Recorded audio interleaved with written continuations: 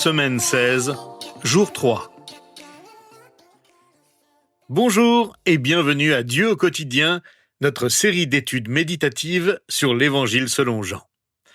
Nous en sommes au 3e jour de notre survol du chapitre 16 et aujourd'hui, nous allons aborder le sujet de la joie. Jésus va en parler.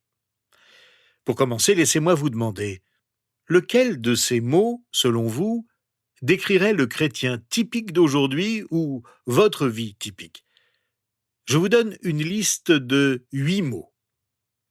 Inquiet, sûr de soi, tendu, paisible, sous pression, accablé, stressé, joyeux. Je crains que beaucoup d'entre nous ne vivent davantage dans l'inquiétude, sous pression et accablés, que dans la vie sûre, paisible et joyeuse que Dieu désire pour nous.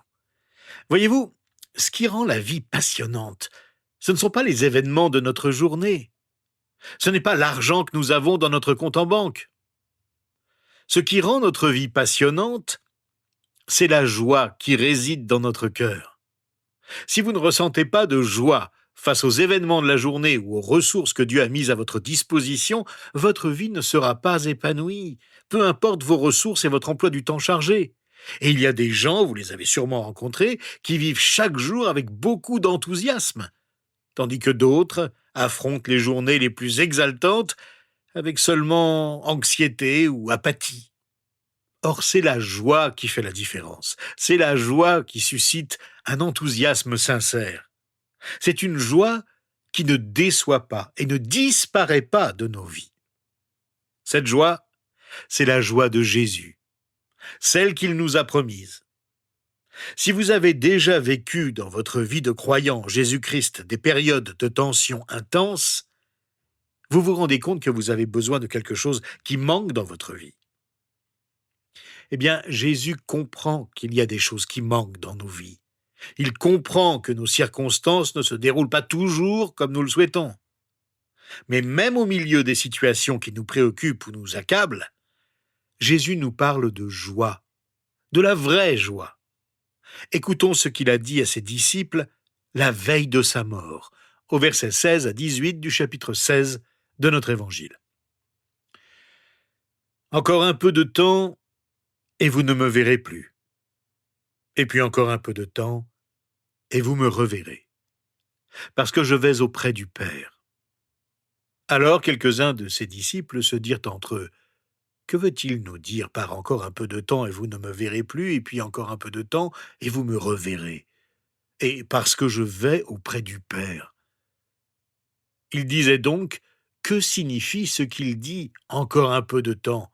Nous ne savons pas de quoi il parle.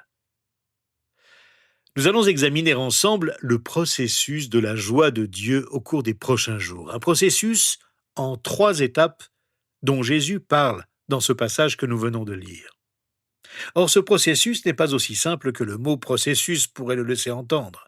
Cela ne se produit pas toujours dans le même laps de temps comme on pourrait le penser.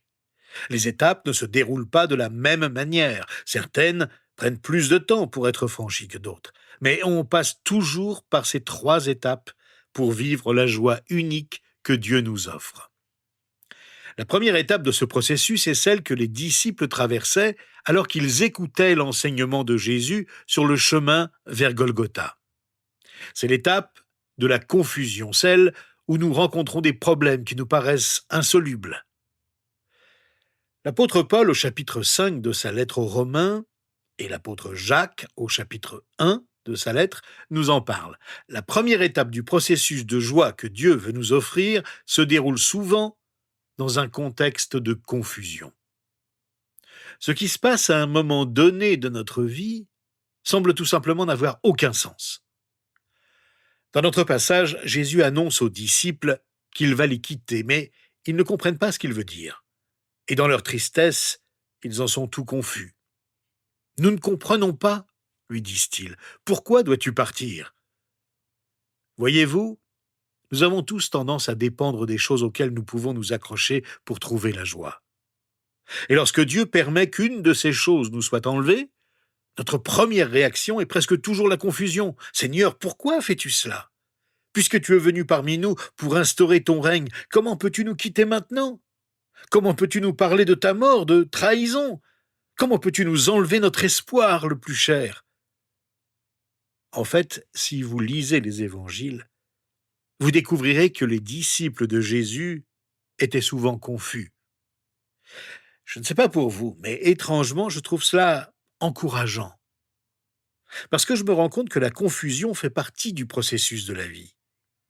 Nous sommes tous parfois confus. Que de fois disons-nous: que fait Dieu? Pourquoi permet-il cela? Pourquoi cela m'arrive-t-il? Alors quand vous êtes confus, que faire? Nous devrions faire ce que les disciples finissent par faire ici.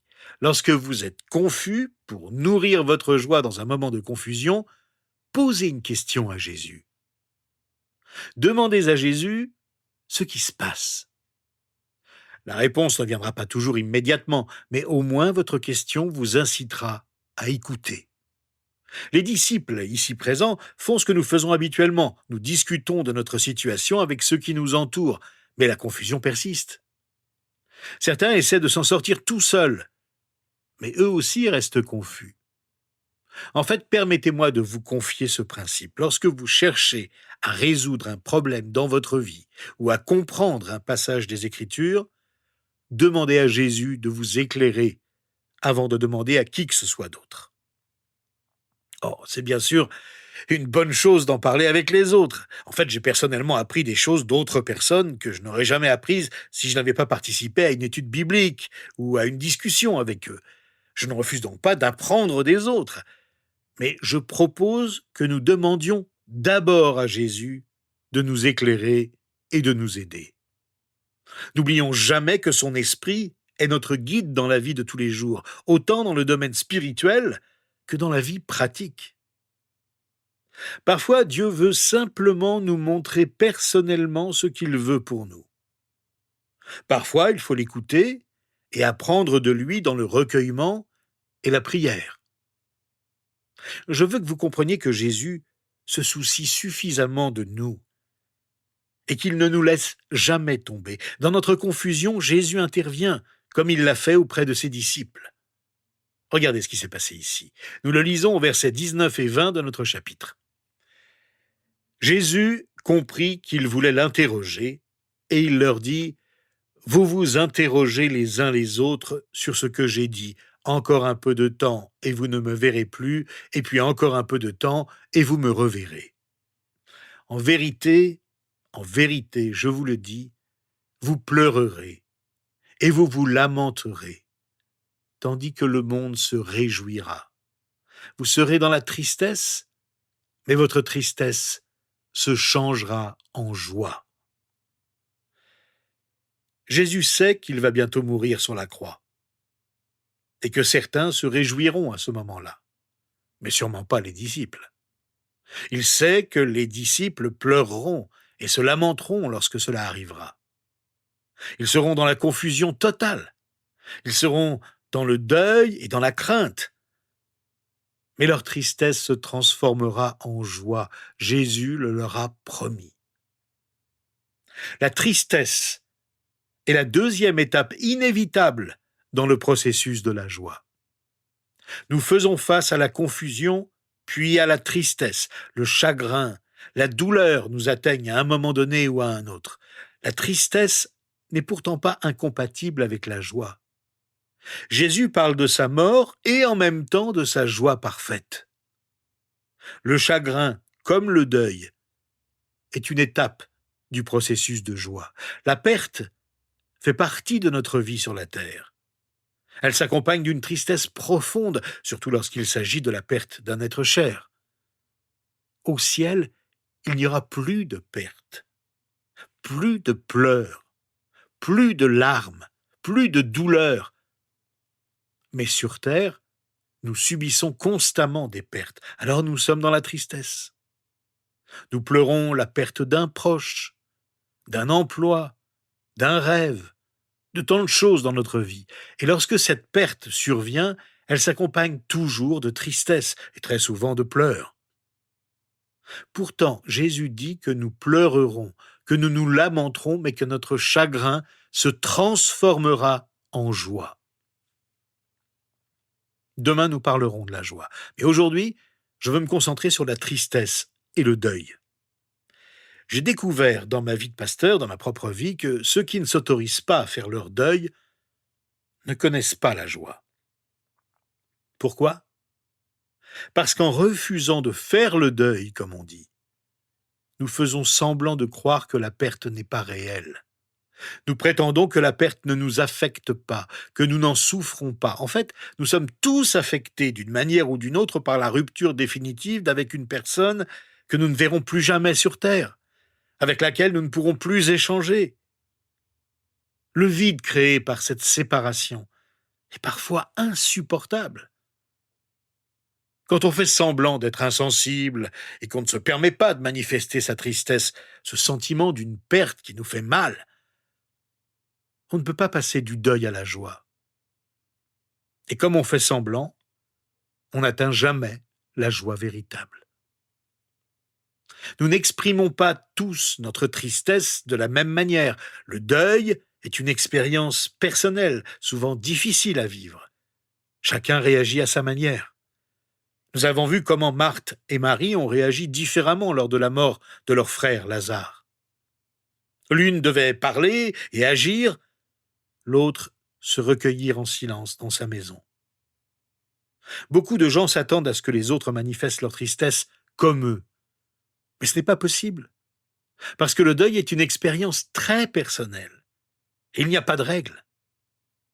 Il nous faut plus ou moins de temps pour surmonter un deuil. Mais ce qui est certain, c'est que cette période de transition entre la perte d'une personne proche et la vie normale demande du temps. Elle est indispensable. Les chrétiens ne pleurent pas sans espérance, mais la douleur de la séparation est difficile à surmonter. Et chacun doit prendre le temps nécessaire pour passer de la tristesse à la joie. Ce n'est pas parce que nous savons que les proches chrétiens qui meurent vont au paradis que nous n'éprouvons pas de la peine. Ils vont nous manquer. Il nous faut du temps pour nous adapter à leur disparition, à vivre sans eux, sans les échanges et la vie commune que nous vivions ensemble. Il nous faut aussi de l'énergie pour dominer la douleur de la séparation.